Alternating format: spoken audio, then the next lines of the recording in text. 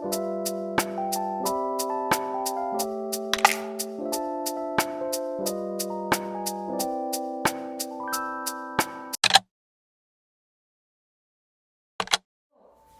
手のひらを天井に返して、膝か太ももの上に向けていきましょう。で、頭頂部は天井に引っ張られるようにスーッと伸ばして、軽く目を閉じていきます。目を閉じるのがちょっと不安な方は、鼻先を優しく見るような感じで眺めていきます。ではまず大きく息を吸って、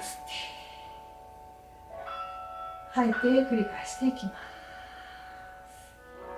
吐いて下げて、ラスト吸って肘を上げて、吐いてぐーっと肩を落としていきます。で動き変えますね。吸って胸を反らして目線の斜め上。吐いて背中丸めながら肘をそう吸って肘を持ち上げ、胸を反らして目線の斜め上。吐いて背中丸めながら肘をへそに近づけていきます。ゆっくりと正面に戻って、両手を下ろして向かいます。で次は胸を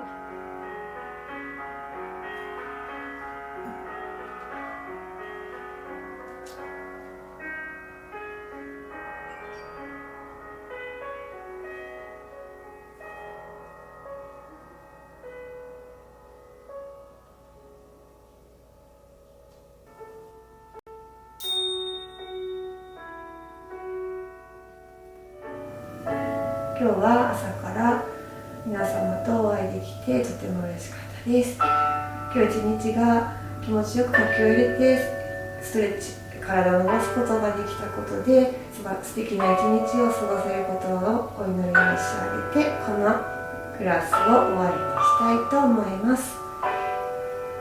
では1時間皆さんありがとうございました。ありがとうございました。